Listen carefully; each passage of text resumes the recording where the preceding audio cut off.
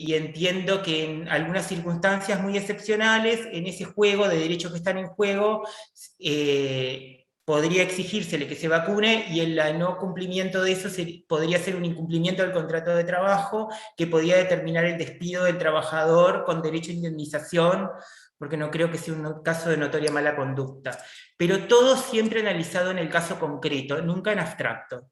Porque los conflictos de derechos humanos, como es este, que es un conflicto, claro conflicto de derechos humanos, entre el derecho a no vacunarme y los otros derechos que puedo afectar, como el derecho a la salud, la integridad física de las otras personas que conviven con el trabajador, como pueden ser otros compañeros de trabajo, el propio empleador, pacientes, alumnos, pasajeros, con el enfrentamiento de esos derechos, de esas personas, pero siempre resolviendo en el caso concreto, como se resuelven todos los conflictos de derechos humanos.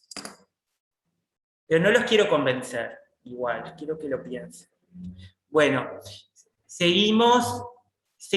Igual sé que tiendo a argumentar bastante, entonces es difícil cuando digo no los quiero convencer, pero les lavo un poco el cerebro. Pero la idea es que lo piensen. ¿Tá? Bueno, seguimos con la clase Igual no hablamos de vacunas este año, ¿no? No podemos meter ese tema en ningún tema, las vacunas, ¿no? Bueno, la salud, no sé, en alguno capaz que lo metemos. Pero el que vamos a meter es el del teletrabajo, que ese sí ya tenemos estatuto. Sí. Bueno, hoy seguimos con la clase de rurales y va a seguir Pablo ahora. Vamos a estudiar específicamente algunos grupos. Si nos da el tiempo, queremos enganchar un poquito de viajantes y vendedores de plaza, así que concéntrense. La clase que viene seguimos con construcción, que voy a dar el estatuto de la construcción, y la otra clase será el estatuto de la seguridad social de la construcción. La construcción, por favor, les pido que no falten porque es un tema muy difícil. Que sí, que es más difícil de entenderlo que los otros. Principalmente la parte de seguridad social, que aparte viene una profesora que es especialista en el tema de darlo, que es Viviana López, que además escribió el libro donde tienen que estudiar. Por lo tanto, está todo perfecto para que lo aprendan fantásticamente, el tema de la construcción también. Profe, perdón, ¿esa clase sería el lunes que viene? El miércoles, ¿hoy qué día es? Hoy es lunes. El miércoles es la enganchamos primera de construcción. El miércoles primera de construcción, que es el estatuto del trabajador de la construcción, y el otro, otra de construcción, pero con el estatuto de la seguridad social. Que es donde viene la profe invitada. Donde viene la profe invitada. Y después ya el otro miércoles sería el parcial. Como para armar el cronograma. Y después el parcial el otro miércoles, ¿no? Sí, el miércoles siguiente. Sí, que se iba múltiple opción. De 6 a 7 de la tarde. Y en esa hora lo tienen que hacer. Y no se puede entrar a otra hora. Solo se puede entrar de 6 a 7, perfecto. Sí, porque el año pasado tuvimos problemas al estirarlo 2 horas. Entonces, no quiero tener de vuelta el mismo problema. Perfecto. Porque vieron que siempre hay uno que salta que no le gusta algo. Entonces ya, la primera experiencia de parcial múltiple opción el año pasado fue nefasta con ese tema, porque saltaron una cantidad de cosas raras, digamos. Y con el tema del plagio, si quieren, lo que ustedes ya saben, vieron que hay gente que es muy efusiva y entonces empieza a decir no, porque pasaron esto, pasaron lo otro, todo un tema de una información que uno, como profesor, es medio difícil que saber qué hacer en ese momento. Pero como quiero terminar el plagio es algo o el fraude es algo que es imposible de evitar desde mi perspectiva en estas condiciones, digamos, más allá de la ética que tengamos cada uno de nosotros. Es muy difícil, lo intentamos por muchos medios de evitar, digamos, pero ustedes comprenderán, ninguno nació ayer, que esto es difícil de evitarlo, ¿no? Y por eso reducimos más el tiempo de que tienen para entregarlo. Bruno, ¿no será Antes mejor? Lo hacíamos en 2 horas, pero lo reducimos por ese tema, sí. ¿No será mejor de 7 a 8, ya que empezamos la clase 6 y cuarto por los compañeros que trabajan? Sí, yo no tengo sí, problema de porque 7 a 8 no hay problema tampoco. No hay problema de 7 a 8. De ellos por los que llegan tarde porque salen de trabajar. No hay problema de 7 a 8. Yo no tengo problemas de horario. O de 6 y media a 7 y media. Claro. Lo definimos la clase que viene igual. Claro. Lo definimos. Bueno, Pablo, arrancamos. Bueno, bien. Empezó con cómo anda, terminamos discutiendo por la vacuna, pasamos al parcial. Ay, las otras, ¿qué me dijo Tamara? Sí, yo siempre me gusta hablar de las vacunas porque siempre alguien me critica algo. Bueno, Las 8 otras vacunas no requieren consentimiento informado. Las otras 8 vacunas son obligatorias. Te guste o no te guste, te las van a dar igual. Te van a vacunar. Nunca mejor dicho. Las Bruno, otras son obligatorias. yo no soy el profesor de cosas para silenciarte, pero ahora vamos a empezar con rurales. Ah, bueno, dale, seguimos con rurales. Después seguimos con la vacuna. Podemos, cuando nos saquemos el tapaboca, nos vamos y vayamos a la facultad, nos vamos al Sportman. Sí, Tamara, yo te entiendo, pero por eso yo no quería hablar del tema médico. Viste que yo dije, yo no voy a hablar de temas médicos ni de la eficacia de las vacunas, porque es algo que me excede como abogado. Por eso, Tamara, yo dije que no quería entrar en esa discusión, pero te entiendo perfectamente, lo que debe haber muchos casos complicados con la vacuna. Bueno, ok. Profe, disculpe, antes de que arranque, ¿Cuál de todos? cualquiera, Dale. porque la clase pasada falté y no sé hasta dónde más o menos vieron como para reenganchar. Vimos hasta la parte de jornada de los trabajadores rurales. Está perfecto, muchas gracias. Ahí va. Y ahora lo que decía Pablo, que vamos a los grupos específicos. Tamara, te voy a dar la palabra porque justo me estaba refiriendo contigo. Podés hablar. ¿Levantaste la mano, Tamara?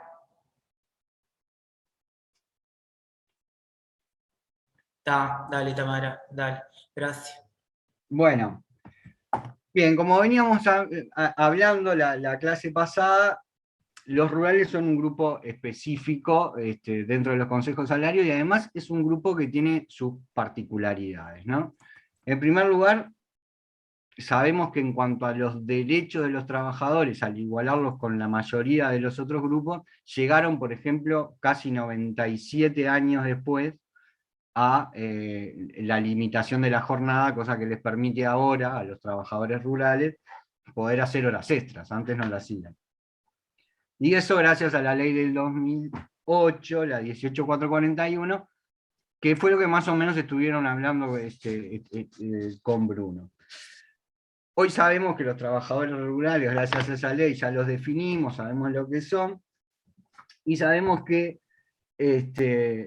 además de las 8 horas, la limitación de la jornada, bueno, tienen derecho a la negociación colectiva, tienen derecho a la salud y a la seguridad, y a la seguridad saludable en el trabajo, y tienen derecho a sindicalizarse. También sabemos que en Uruguay tenemos los consejos de salario, que son también fuentes de derechos y de obligaciones para los trabajadores. Y estos grupos, los rurales, que es el tema que estamos hablando, tienen los grupos específicos 22, 23 y 24 de los consejos de salario. A modo general, los consejos de salario es el ámbito tripartito en donde una de las cosas principales que van a hacer es los mínimos salariales por categoría, las categorías, pero también van a regular cosas como la licencia sindical a través de la ley 17.940, que remite a los consejos de salario saber cuáles son las licencias sindical que le corresponde, y también otras condiciones y beneficios que salen de estos consejos. Eso es para los rurales, para las domésticas, para la construcción, para todo tipo, para eso son los consejos de salario. Bueno, como dijimos, y también esto lo saben de otras cosas, es que los grupos de consejos de salario también se dividen en subgrupos, en carpetas, en capítulos y todas esas cosas. Y acá tenemos los grupos de los rurales que tenemos. El grupo 22, que viene todo lo que es la ganadería y agricultura en general, que también se va a subdividir en plantación de arroz, en caña de azúcar, en el grupo madre también, en el tema de cultivo de sécano y todas esas cosas, y ese es el primer grupo que vamos a estar viendo ahora. Los rurales son un grupo dentro de los consejos de salario bastante, bastante reacios a pautar. Han tenido en los últimos consejos de salario, no han podido arreglar mucha cosa porque el sector patronal se retira de las negociaciones. Y por lo general, cuando sucede eso, es el Poder Ejecutivo que, mediante un decreto, va a fijar los mínimos salariales. Eso obedece a, perdón Pablo, ¿Sí? entre otros factores, a que en el sector rural hay un sector patronal muy fuerte, una patronal muy fuerte, y un sector sindical no con tanta potencia o trayectoria, si se quiere, o un sindicato tan antiguo. Entonces hace que muchas veces no se negocie tanto beneficio. Y se negocie un poco más capaz en el 24, que es el de la forestación. Porque es un grupo un poco más fuerte, digamos, por decirlo de alguna forma. Pero el 22 y 23 las patronales ahí ponen su fuerza también. Por eso se negocia menos beneficio, digamos, por decirlo de alguna forma. Bueno, nosotros tenemos que, y además estamos en el medio de una pandemia, como veníamos hablando en el principio, que hizo que muchos de los que las pautas de los consejos de salario para la octava ronda, que es la que hubiese tocado en el 2020, el Poder Ejecutivo hubiese tendido unas pautas de un periodo puente. Y entonces tenemos acá que en el grupo 22 hicieron un periodo puente que va a implicar, no a todos, van a dejar afuera ¿cómo se llama?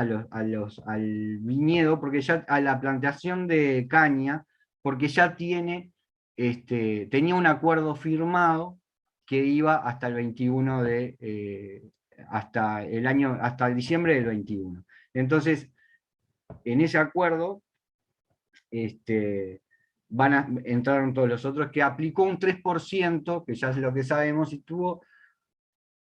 aplicó un 3% general que va a ser revisado para al final del periodo, a ver si la inflación es mayor o menor del aumento que dieron, van a restarlo y van a ver cuánto va a quedar.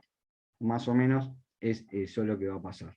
Pero en este 3% entraron los tambos, la agricultura de sésamo, la plantación de arroz y la ganadería. Eso es a nivel general de los últimos consejos salariales. Alguien no sé qué está mandando en el chat. Embolia pulmonar. No. Está. Bien. Las categorías para el grupo 22, el grupo madre, decidieron que fueran 8. Y están, las categorías son sin especialización, aprendiz, sin especialización 2, especializado, altamente especializado, capataz general y administrador.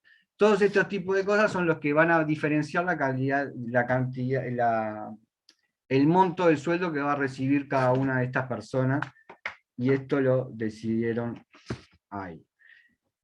La licencia sindical para este grupo la decidieron en el acta de Consejo de Salario del 2011, y lo que hacen es, para las empresas que tienen más de 5 obreros, les van a dar media hora mensual por cada trabajador que ocupa la empresa, hasta un tope máximo de 250 horas mensuales. Pero a su vez, el trabajador que es delegado, el que es representante de sus compañeros, va a tener la posibilidad de tomar solo 100 horas mensuales. ¿Entendimos hasta ahí? Bien. Profe, disculpe, ¿puede dar el número del acuerdo? ¿Qué número es? No, ya es el acta del Consejo de Salario del 2011. Bien, gracias. Esa, en la página del Ministerio Esa es cuarta ronda. Por año. Es la cuarta ronda, creo. Bueno. Después tenemos el grupo de la caña de azúcar. Y ahí también en el 2017 van a ver cuáles son las categorías por las cuales se divide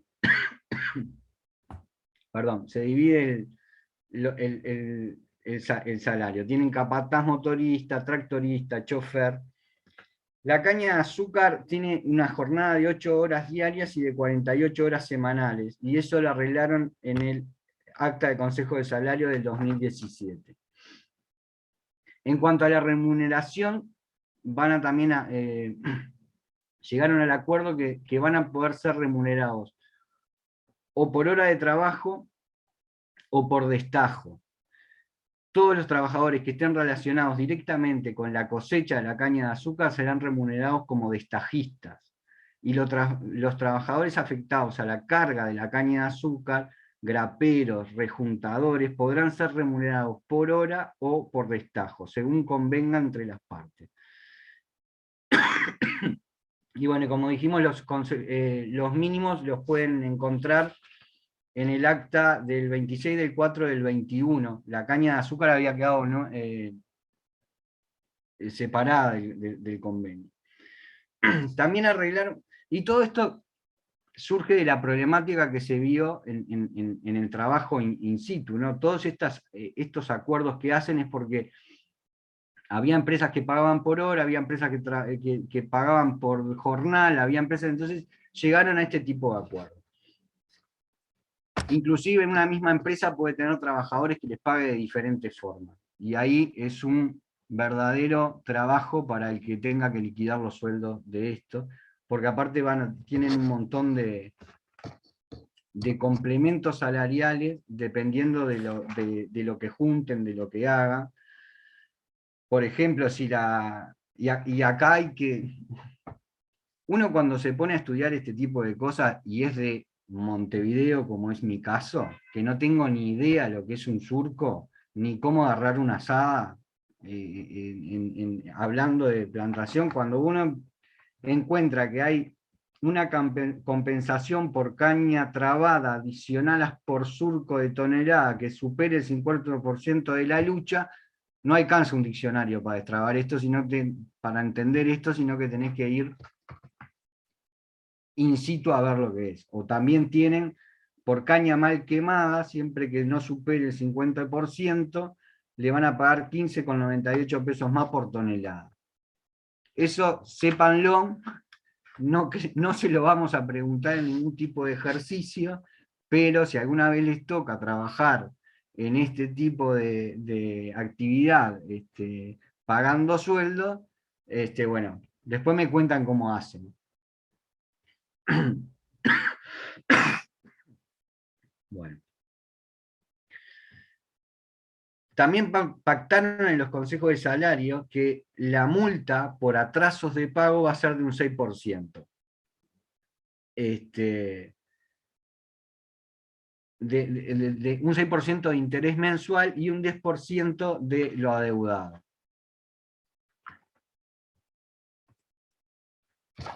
También tienen remuneración en días de lluvia. Cuando llueve, digamos, y el trabajador permanezca a la orden, le van a tener que pagar, si es mensual, si es jornalero o si es por hora, el valor del jornal, digamos.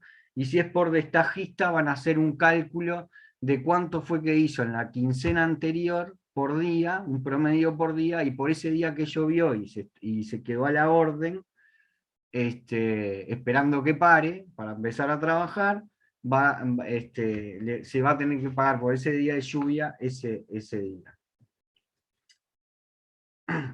También van a tener bonificaciones en el sueldo por si cuando tienen que manejar herbicidas, insecticidas y fertilizantes, que van de entre un 10% y un 20%. Eso también surgen de las actas de los consejos de salario. También pactaron que... ¿Quién habló? Yo, Fiorella, una consulta, no me quedó claro lo del 6% de interés y de multa.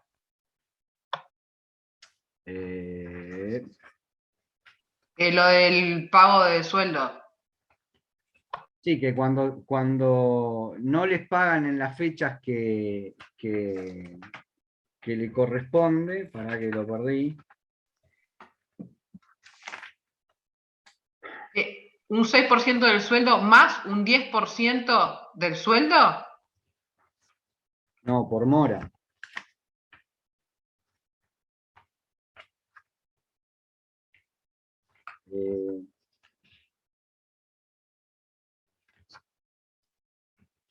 ¿Dónde estaba esto? Dice un interés mensual del 6% y una multa equivalente al 10% de lo deudado. Ahí va.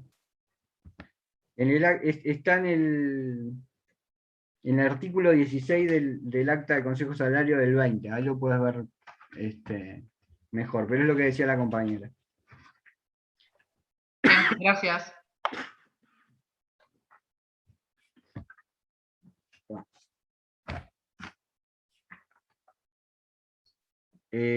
Bueno, también acordaron los adelantos de sueldo. Todo trabajador de cultivo de caña, sea cual sea la forma de cobro, tiene derecho a percibir un adelanto semanal de por lo menos el 70% de lo ganado en la semana. Eso está acordado. Y el transporte, cuando la empresa proporciona el transporte para que los trabajadores lleguen al lugar de trabajo, los pueden ir a buscar una hora antes de su entrada de trabajo. O sea, si entran a las 8 de la mañana a trabajar, lo pueden ir a pasar a buscar a las 7. Y una vez finalizada la jornada, el transporte que lo lleve a su casa no puede quedar más de 15 minutos. Así está escrito, digamos. No sabemos si una persona lo quiere hacer, no sé, ese traslado haciéndole en un paro de mano y demora más, qué es lo que pasa, pero en realidad no sé, la medida es el minuto y no el metro, ¿se entiende? Esto fue lo que se acordó. Después otra cosa que está reglamentado son los vehículos utilizados para el traslado, que deben estar dentro del establecimiento, deben ser cerrados, tener asiento, luz interior y escaleras, y en general deben cumplir con todos los requisitos establecidos en el decreto 321 del 2009 y la normativa vigente.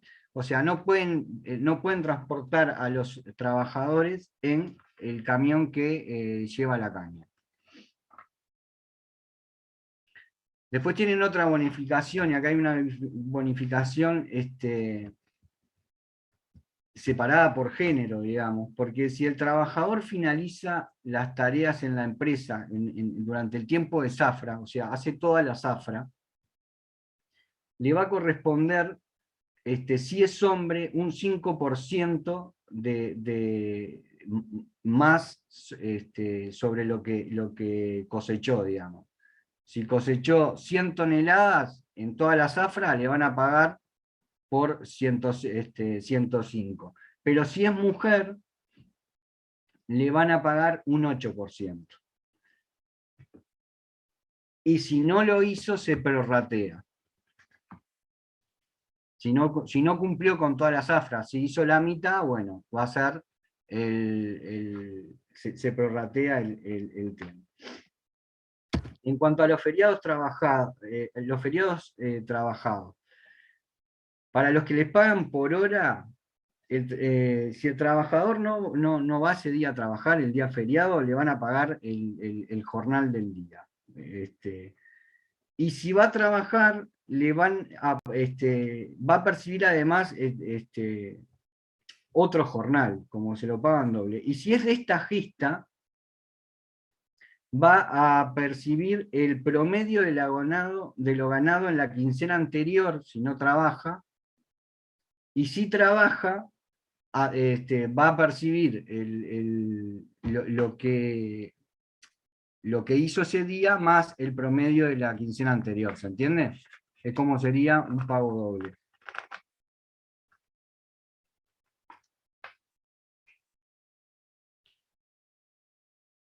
Bueno, también según el decreto 321 del 2009, van a recibir ropa de trabajo e implementos agua potable y van a tener que tener baños, va a tener que haber botiquín, y las partes, en cuanto a las viviendas, las partes acuerdan que las instalaciones y los establecimientos deben ajustarse a las exigencias del Convenio Internacional 184 y al Decreto 321 del 2009.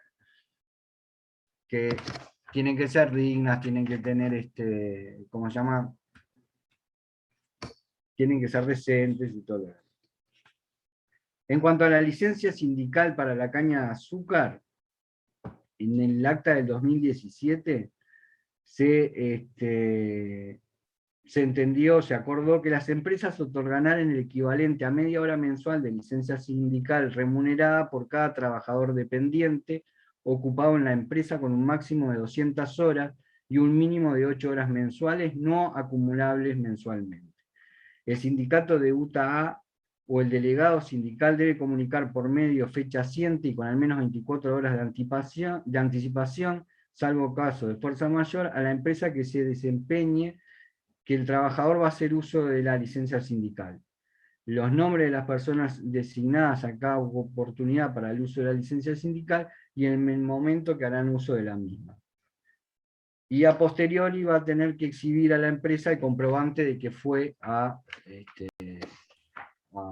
Esto que dijo Pablo me parece importante, digo, más allá de la licencia sindical, para que ustedes vean, que lo vamos a seguir viendo en los otros grupos, que justo en el de domésticos no había, porque no hay licencia sindical todavía regulada, pero en el resto de los grupos van a ver que en todos hay licencia, en prácticamente todos licencia sindical regulada.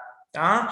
Eso parte de una ley que es la 17.940, que es la Ley de Protección del Fuero Sindical en Uruguay, que establece el derecho a la licencia sindical para todos los trabajadores, sindicalizados y no sindicalizados, pero delega en los consejos de salario la reglamentación de esa licencia sindical, es decir, las condiciones en que se va a dar esa licencia sindical.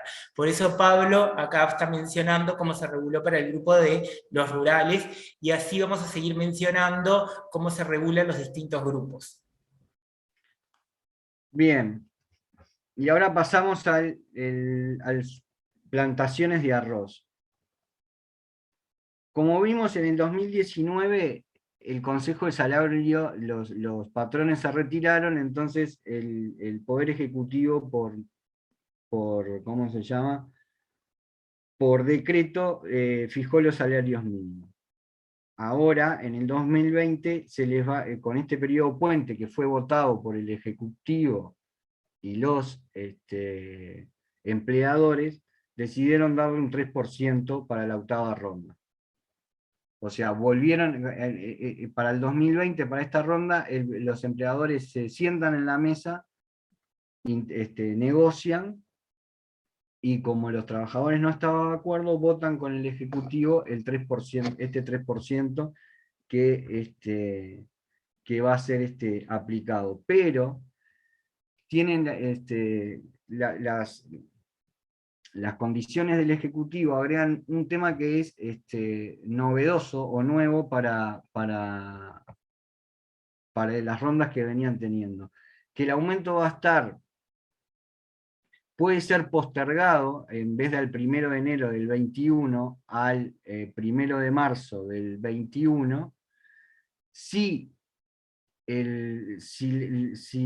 las inscripciones, si los cotizantes en BPS bajan del 10%. Es un dato nuevo que hay que observar para ver si yo, empleador, le tengo que dar a mis trabajadores un aumento del 3% en enero, o el aumento se lo tengo que dar a partir del 1 de marzo, dependiendo si mandé a más o menos trabajadores al seguro por desempleo, ¿se entiende? Hay que fijarse en ese dato más, que te lo da BPS, y por ejemplo, para los de arroz, el periodo analizado dio que mandaron al seguro por desempleo al 10,21%, entonces el aumento no se aplica a partir del 1 de enero, sino que se empezó a aplicar a partir del 1 de marzo.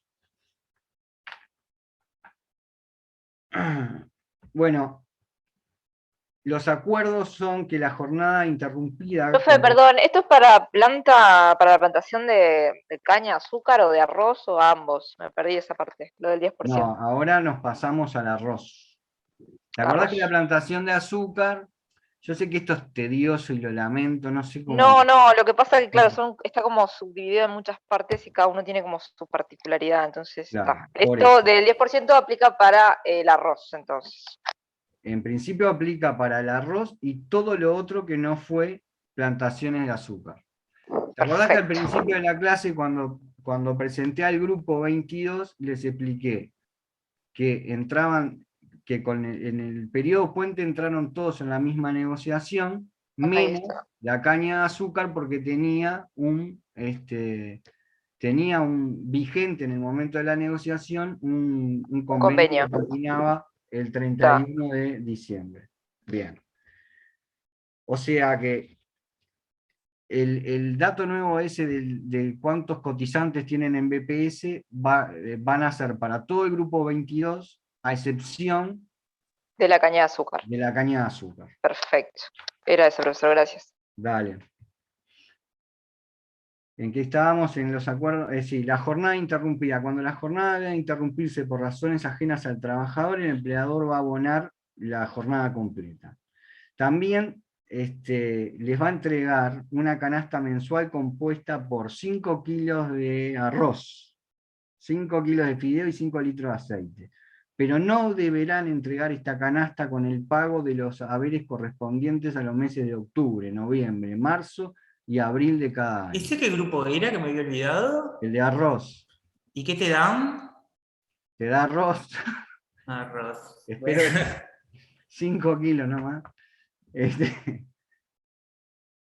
5 kilos de arroz. Lo que la verdad traté de saber es por qué no te lo dan en octubre, noviembre, marzo y abril, y no descubrí por qué.